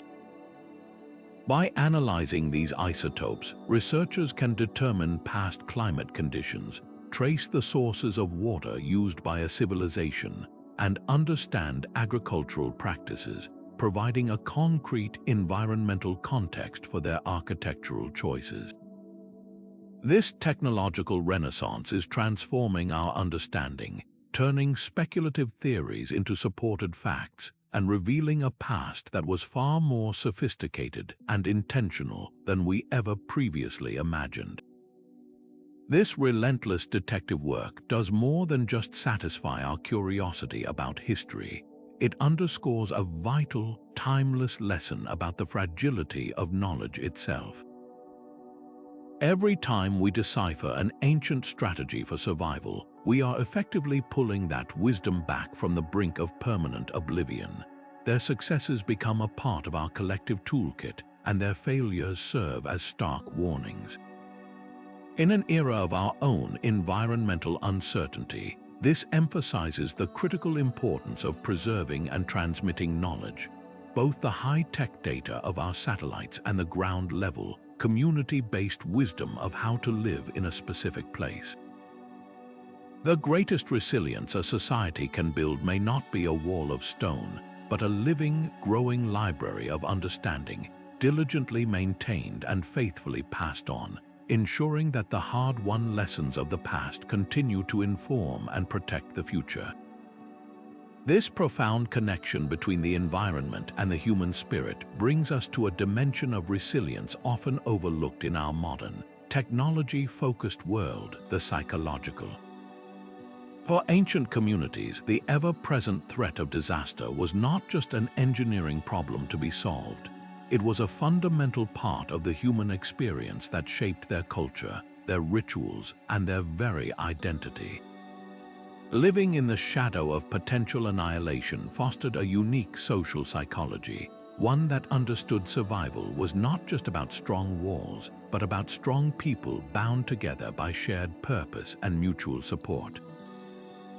They recognized that a community that is psychologically prepared, one that feels united, capable, and empowered, is infinitely more resilient than a collection of terrified individuals, no matter how advanced their technology might be. We can see this powerful social engineering in action in the traditions of Japan's coastal communities, which have lived with the tsunami threat for millennia. In many villages, annual festivals and rituals are not merely cultural performances. They are vital, living drills embedded in the fabric of community life. One powerful example is the practice of tsuji-yora, a form of divination or folk prophecy that was historically used to discuss and remember the locations of past tsunamis. But more concretely, many towns hold yearly events where the entire community, from the eldest elder to the youngest child, physically walks the evacuation route to the highest safe ground. This isn't a somber, fearful march. It's often woven into a festival, a day of remembrance that involves storytelling, food, and ceremony. The oldest members of the community share first-hand accounts of past disasters with the young, transforming abstract fear into a tangible narrative with a clear solution. This is the path we take. This is how we survive. This ritualistic reenactment accomplishes several profound psychological feats at once. It normalizes the emergency procedure, making it a familiar part of life rather than a terrifying unknown. It builds muscle memory and spatial awareness so that in a moment of panic, the body might remember the path even if the mind is clouded with fear. Most importantly, it reinforces the unshakable idea that they will face this threat together as a single unit. This shared ritual builds a collective confidence that is itself a form of armor. This cultivation of social cohesion was the bedrock of ancient resilience. In a world without centralized emergency services, your immediate community was your first responder, your shelter, and your support network. This reality forged societies where interdependence was not a weakness but the greatest strength. Shared responsibilities were woven into the cultural code. Maintaining irrigation canals, reinforcing communal structures, or storing emergency grain supplies were not optional chores. They were moral obligations to one's neighbors and ancestors. This created a powerful sense of collective efficacy, the shared belief that we have the capacity to handle this together. This is a stark contrast to the modern sense of anxiety and helplessness many feel in the face of climate change, where responsibility is often perceived to lie with distant governments or corporations. Ancient societies localized that responsibility and empowerment, making every individual feel like an active, crucial participant in their collective survival. The very act of working side by side to build a defensive wall or prepare for a festival was a psychological investment in the community's future, strengthening social bonds that would prove critical when disaster actually struck. This holistic approach to resilience, addressing the emotional and social needs alongside the physical ones, offers a crucial lesson for our times. Today, as the psychological toll of eco-anxiety grows, with many people feeling overwhelmed by the scale of the climate crisis, these ancient models provide a different way forward. They suggest that the answer to fear is not just better data or stronger seawalls, but deeper connection. It's about building communities where people know their neighbors, where local networks are strong, and where preparedness is a shared, ongoing practice rather than an individual burden.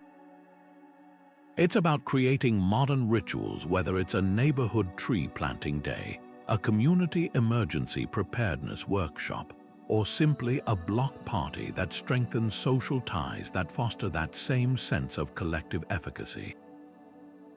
The ancient world teaches us that the most resilient structure we can ever build is not made of concrete or steel, but of trust, shared purpose, and the unshakable knowledge that we do not face the storm alone. This exciting fusion of past and future is already moving from theoretical concept to tangible reality in pioneering projects across the globe. In the heart of the desert, modern architects are reimagining the ancient Persian windcatcher, or badger, by integrating it with smart technology. Picture a contemporary building where sensors constantly monitor wind speed, direction, and interior temperature. An AI-driven system then autonomously opens and closes specific louvers at the top of a windcatcher tower, optimizing its efficiency to a degree its ancient inventors could only dream of. This isn't just about comfort, it's about monumental energy savings, drastically reducing the need for power-hungry air conditioning in some of the world's hottest climates. The principle remains ancient, but its execution is supercharged by modern computation, creating a symbiotic relationship between timeless passive design and active, responsive intelligence. The same transformative potential is being unlocked in material science, where researchers are looking to the ancient world for bio-inspired innovation. The incredible seismic resilience of Inca ashlar masonry, with its interlocking stones that dissipate energy through friction, is now a major area of study. Scientists and engineers are developing new composite materials and 3D printed building components that mimic this brilliant design. Imagine a concrete block that isn't perfectly rectangular, but is shaped with a complex geometric interface. During an earthquake, these blocks would be designed to slide against each other in a controlled, predictable manner, absorbing the destructive energy of the tremor just like the Inca walls, but manufactured with modern precision and scalability. This field, known as biomimicry, doesn't seek to merely copy nature or ancient ingenuity, but to learn its fundamental principles and apply them with advanced tools, creating a new generation of buildings that are both stronger and more graceful in the face of disaster. The most profound impact of this blended approach may be felt in the burgeoning field of sustainable urban planning. The lessons from Mohenjo-Daro's water management and Anka's hydrological symbiosis are directly informing the design of modern sponge cities. In places like Singapore and China, urban planners are moving away from the 20th century model of channeling rainwater away with concrete pipes as quickly as possible. Instead, they are creating urban landscapes designed to absorb, clean, and reuse water naturally. This means constructing parks that become temporary reservoirs during heavy rains, designing permeable pavements that allow water to seep back into the aquifers, and restoring urban wetlands that act as natural filtration systems. These are not abandoned technologies rediscovered. They are ancient principles, the value of slowing water down and working with the watershed executed with modern engineering and materials. It's a conscious effort to make a city function more like a forest and less like a parking lot, proving that the most advanced urban design might look surprisingly familiar to an ancient engineer. This collaborative dialogue between the old and the new invites a fundamental shift in our perspective on progress. For decades, the narrative of innovation was linear, implying that newer solutions automatically rendered older ones obsolete. This new paradigm suggests a more circular and inclusive model of advancement, where ancient wisdom provides the foundational principles and modern technology provides the tools for amplification and optimization. It acknowledges that our ancestors possessed a deep, time-tested understanding of their local environments that we, in our globalized and often disconnected world, have forgotten. The goal is not to abandon our technology, but to use it to listen more carefully to the lessons of the past, to simulate and test their efficacy, and to implement them on a scale that meets the challenges of our modern megacities. This isn't a step backward, it's a step forward into a more holistic and resilient future, where a smart city isn't defined by how many screens it has, but by how intelligently it responds to the wind, the rain, and the earth beneath its foundations. It's a captivating image, isn't it? The wise elder feeling a tremor in their bones, the priest deciphering a disaster in the flight patterns of birds. Popular culture loves to paint ancient foresight with a brush of mysticism, suggesting these civilizations possessed some lost, almost magical connection to the earth that allowed them to see the future. But the truth, when we peel back the layers of legend, is far more impressive because it's real. These weren't wizards, they were the world's first scientists, and their true power lay not in prophecy, but in profound, multi-generational observation. They possessed a rigorous, empirical knowledge of their environment, built over centuries of carefully watching, recording, and learning from patterns. This distinction is crucial because by demystifying their methods, we don't diminish their genius, we actually elevate it, transforming them from characters in a fantasy into master innovators whose work holds urgent lessons for our own time. Take the enduring belief that animals can predict earthquakes. For generations, this was dismissed as pure folklore, an old wives' tale. But modern science is now confirming that there is a tangible, physical basis for this ancient observation. The key isn't that animals are psychic. It's that their senses are often far more attuned to subtle environmental changes that precede a major seismic event. In the moments before an earthquake, the immense pressure building in the crust can release precursor signals. Tiny fractures in rock emit high-frequency sounds and release certain gases like radon into the air and groundwater. While humans are oblivious to these changes, many animals can detect them. Dogs might hear the high-pitched pings, birds could sense shifts in the Earth's magnetic field, and creatures like snakes, which are sensitive to vibrations in the ground, might feel the initial, weaker seismic waves known as P waves that arrive seconds before the more destructive S waves. The ancient people didn't have the physics to explain why the animals were behaving strangely, fleeing, acting agitated, refusing to return to their burrows, but they were brilliant empiricists. They noticed a consistent correlation. When the animals acted this specific way, the ground often shook shortly after. They systematized these observations into a reliable, early warning protocol that became embedded in their cultural knowledge, a perfect example of knowing that something works long before understanding exactly how it works. This same principle of meticulous pattern recognition applies to the celestial alignments of ancient monuments. It's true that some structures, like the famous sun dagger at Fajoda Butte in Choco Canyon, demonstrate incredibly precise engineering to mark solstices and equinoxes. This wasn't for mystical ceremonies alone. It was a highly accurate calendar critical for survival, telling them exactly when to plant and when to harvest. However, not every ancient alignment carries such profound meaning. With thousands of monuments built over millennia, some coincidental line-of-sight relationships with stars or planets are statistically inevitable.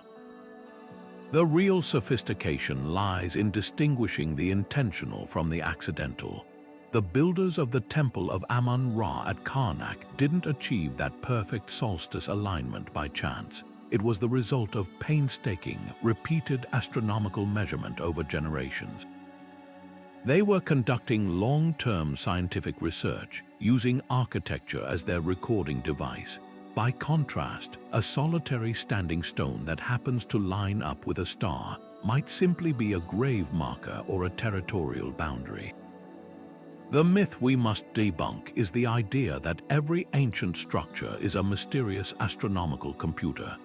The reality is that their scientific achievements are impressive enough on their own merits. They don't need the veneer of fantasy to be awe-inspiring.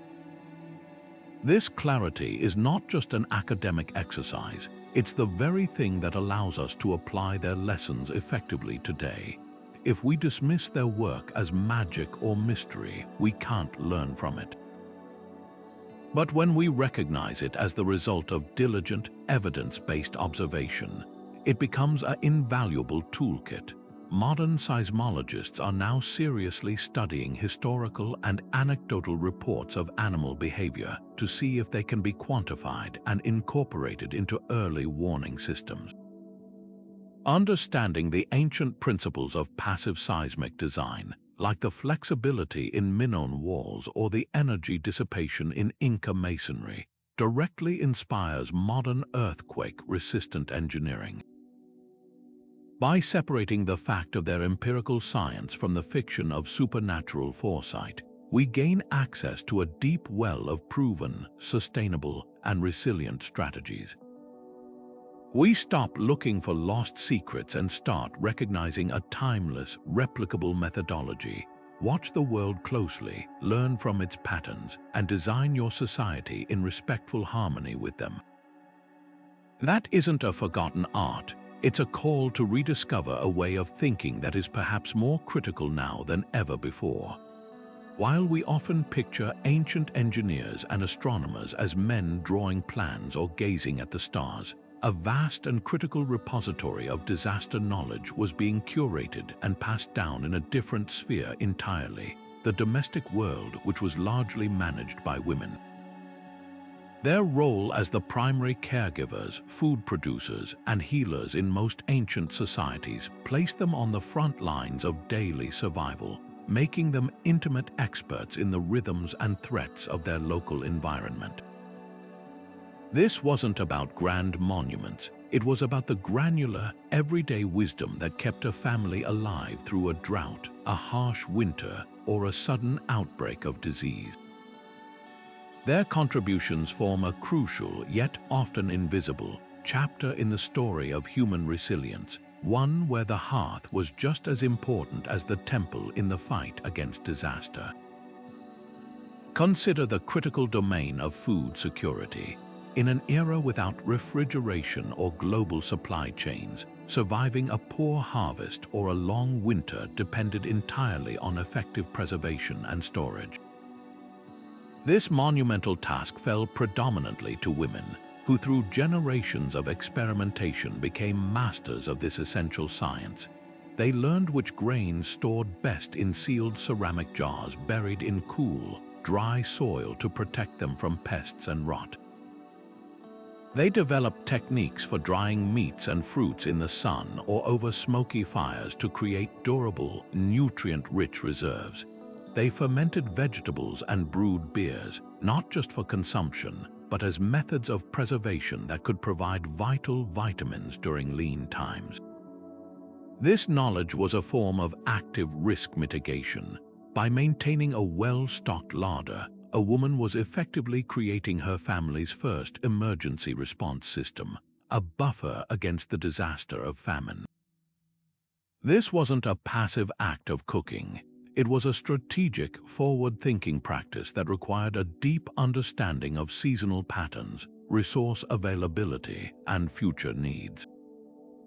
Their expertise extended seamlessly into water management at the household and community level.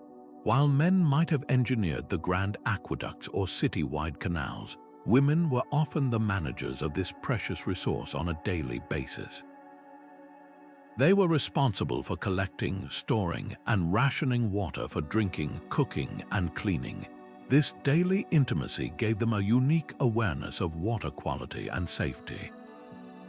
They could identify a spring that was beginning to run low or taste a subtle change in the water that signaled contamination upstream, often long before it became a widespread crisis.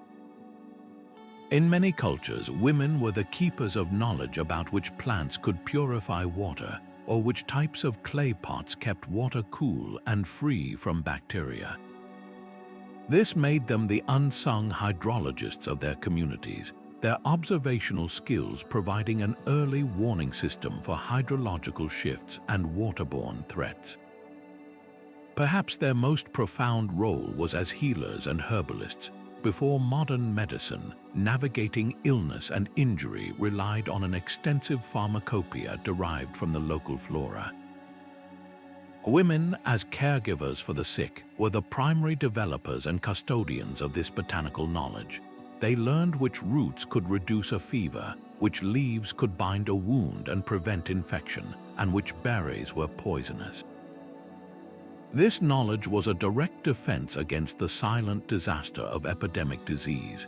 In a crisis, whether an earthquake that caused injuries or a flood that contaminated water supplies, this medical wisdom became a lifeline. Their role wasn't just reactive, it was also preventative. They understood the links between sanitation, diet, and health, advocating for practices that kept their families and communities healthier and thus more resilient in the face of any shock. This gendered dimension of knowledge even influenced the very design of living spaces. In numerous cultures, the internal layout of a home, the domain of women, was arranged for safety and efficiency. There is evidence from various archaeological sites that spaces for storing valuable food and water supplies were often strategically placed for easy access and protection, sometimes even concealed. In some North American indigenous cultures, for example, Women were responsible for designing and building the homes, creating structures that were not only warm and durable, but also organized to protect inhabitants from the elements and other dangers. Their practical, daily experience informed an architecture of safety that operated on the human scale. Recognizing these roles does more than just add missing pages to the history books. It fundamentally changes our understanding of what constitutes expertise and resilience. It argues that the most vital systems for survival are often decentralized, practiced daily, and rooted in a deep, place-based intimacy with the natural world.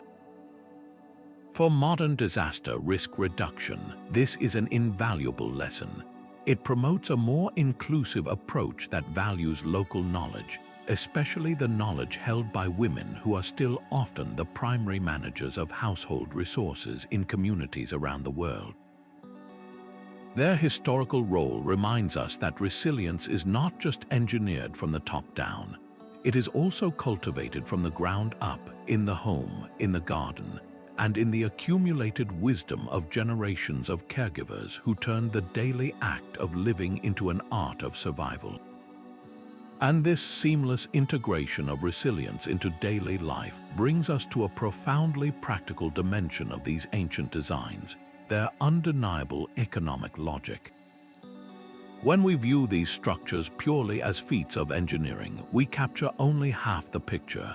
In reality, they were also masterpieces of long-term economic planning, creating systems that not only saved lives but also preserved wealth, stabilized communities, and generated prosperity for centuries.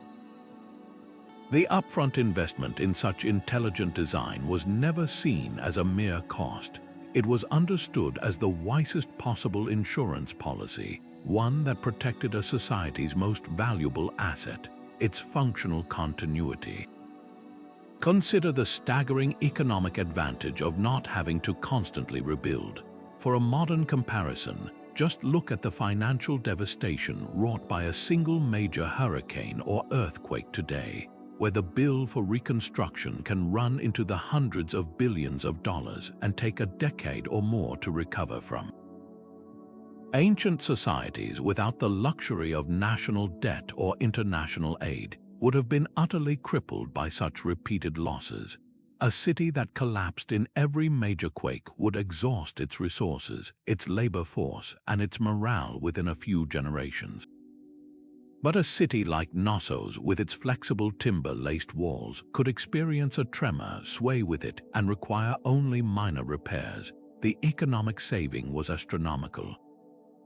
This allowed capital and labor to be directed toward enriching the culture, building more temples, creating art, funding trade expeditions, instead of being perpetually funneled into a desperate cycle of recovery. The same principle applied to Mohenjo-Daro's elevated foundations and advanced drainage. By mitigating annual flood damage, they protected the city's housing stock, public buildings, and vital infrastructure from decay, ensuring that the community's collective wealth was preserved and could compound over time. This economic foresight is brilliantly embodied in the Persian Qanat system.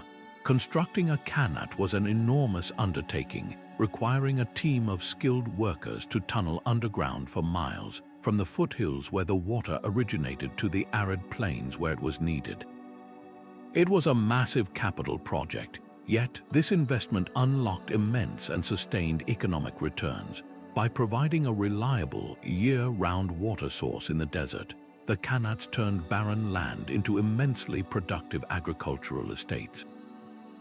This stable food supply supported larger populations, which in turn created larger markets for goods and specialized crafts. The surplus crops could be taxed, stored for lean years, or traded across empires, generating wealth that funded the very Persian state itself.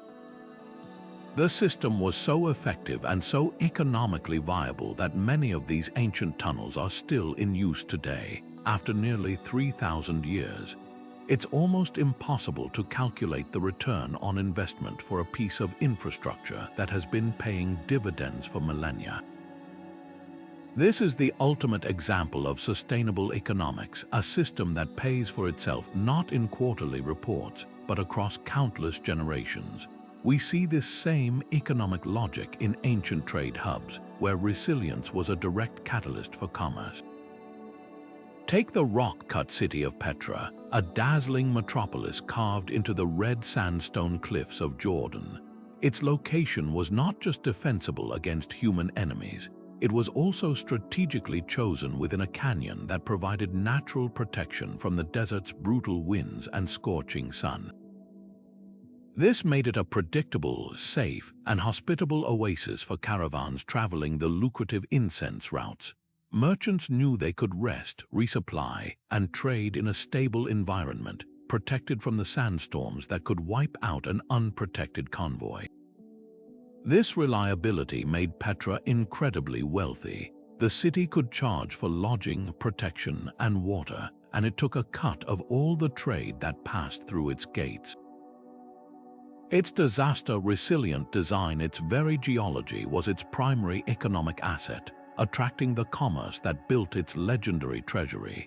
The city's ingenious water management system, which channeled flash floods through a series of dams and cisterns, ensured this economic engine never ran dry, literally and figuratively. This long-term perspective stands in stark contrast to much of our modern, short-cycle economic thinking. We often balk at the higher initial cost of building a more earthquake-resistant bridge or a more flood-resilient neighborhood, seeing it as an expense rather than an investment. Ancient planners, by necessity, operated on a much longer timeline. They were building for their grandchildren's grandchildren. They understood that a society's true wealth was not just its gold or its goods, but its ability to persist, to avoid civilizational bankruptcy brought on by a single catastrophic event. Their designs internalized the costs of disasters that might only occur once every 100 years, because they knew that over a 1,000-year civilization, that event was inevitable. They priced in resilience from the very beginning. The lesson for our world is unmistakably clear. As the costs of climate-related disasters skyrocket into the trillions of dollars globally, the business case for preventative, ancient-inspired investment has never been stronger. It's not just about saving lives, it's about saving our economic future. Retrofitting a city to withstand earthquakes or redesigning our coastlines to work with natural wetlands represents a fraction of the cost of rebuilding after a catastrophe. The ancient models show us that the most prosperous economies are not necessarily the ones that grow the fastest, but the ones that are built to last the longest. They teach us that true economic wisdom is found not in the next fiscal quarter, but in the enduring legacy of a design that allows a community to thrive unimpeded for 1,000 years. This stark reality forces us to confront a difficult but essential question about ancient ingenuity. Who did it truly protect? While we rightly marvel at the engineering brilliance of the Minones or the Romans, we must also acknowledge that these innovations were not distributed equally across society. The benefits of disaster-resilient design were often a privilege, reserved for the elite and the powerful, while the common citizen bore the brunt of nature's fury. This historical disparity offers a crucial ethical lesson that is just as important as any architectural technique, reminding us that a society's resilience is only as strong as its most vulnerable member. We can see this divide most clearly in ancient Rome, a city of breathtaking public works and profound social inequality. The wealthy patrician class lived in spacious, single-story villas known as domus. These homes were built around central courtyards with sturdy stone walls, tile roofs, and often sat on stable, desirable land. Their low, sprawling design and quality construction made them far more likely to withstand the tremors that occasionally shook the region. Meanwhile, the vast majority of Rome's population, the plebeians, freedmen, and immigrants, were crammed into towering apartment blocks called insulae. These structures, some reaching 6 or 7 stories high, were a testament to Roman vertical ambition but a nightmare of shoddy construction. Built quickly and cheaply by profit-seeking landlords using inferior wood, rubble, and mud brick, they were notoriously unstable and prone to fire and collapse. During an earthquake, these rickety death traps would often pancake, burying their inhabitants in a tomb of their own making. The very geography of safety was also stratified. The elite lived on the stable hills of Rome like the Palatine, while the poor were relegated to the low-lying valleys and floodplains that were not only less prestigious but also more susceptible to flooding from the Tiber River and more vulnerable to seismic liquefaction, where the soft ground turns to soup during a quake. This pattern of unequal protection was not unique to Rome. In the Indus Valley city of Mohenjo-Daro, the elevated citadel complex, with its massive brick platforms and impressive public baths, likely housed the ruling and priestly classes safe from the annual floodwaters. Meanwhile, the outlying neighborhoods, while still benefiting from the city's overall advanced drainage, were built on lower ground and with less robust materials, placing them at greater risk if the main defenses were ever overtopped. Even in the remarkably advanced Minoan civilization, the magnificent earthquake-resistant palaces with their flexible walls were the domains of the elite. The common people living in the surrounding towns and villages almost certainly inhabited simpler structures that lacked the same sophisticated seismic dampening features, making them far more vulnerable when the earth shook. This historical reality compels us to expand our definition of resilience. True resilience cannot be measured solely by the grandeur of a palace or the sophistication of a temple's design. It must also be measured by the safety of the most common home in the most crowded neighborhood. A society that protects only its rulers, its wealth, and its religious centers is not a resilient society. It is a fragile one, built on a foundation of social vulnerability that can crack under pressure just as easily as faulty masonry. The lesson from the past is clear. Innovative design is meaningless if its life-saving benefits are not accessible to all. As we look to ancient wisdom for solutions to our modern climate and seismic challenges, we must be intentional about applying it with equity at the core. This means ensuring that flood defenses protect entire communities, not just luxury waterfront properties. It means retrofitting schools and public housing for earthquakes, not just skyscrapers and financial districts. The goal must be to build a resilience that lifts everyone up, creating a society where the right to safety is not a privilege bought by wealth, but a fundamental promise made to every citizen. Our journey through these ancient marvels reveals a profound and humbling truth. Resilience is not a modern invention, but a timeless human pursuit. From the flexible walls of Knossos that danced with the earth to the elevated platforms of Mohenjo-Daro that rose above the floodwaters, our ancestors were not merely building structures. They were engaging in a deep, respectful dialogue with the forces of nature. They understood that true safety doesn't come from dominating the environment, but from learning its rhythms, anticipating its patterns, and designing with a humility that we are only now rediscovering. These civilizations teach us that foresight is woven from patient observation, cultural memory, and an unwavering commitment to the generations yet to come. The legacy they leave us is far more than a collection of clever engineering tricks. It is a whole new way of seeing our place in the world. It challenges the modern notion that advanced technology alone is the answer, reminding us that the most sophisticated system is one that works in harmony with the existing logic of the planet. The passive cooling of a Persian windcatcher, the seismic flexibility of an Inca wall, the aquatic intelligence of a chinampa, these are not outdated concepts.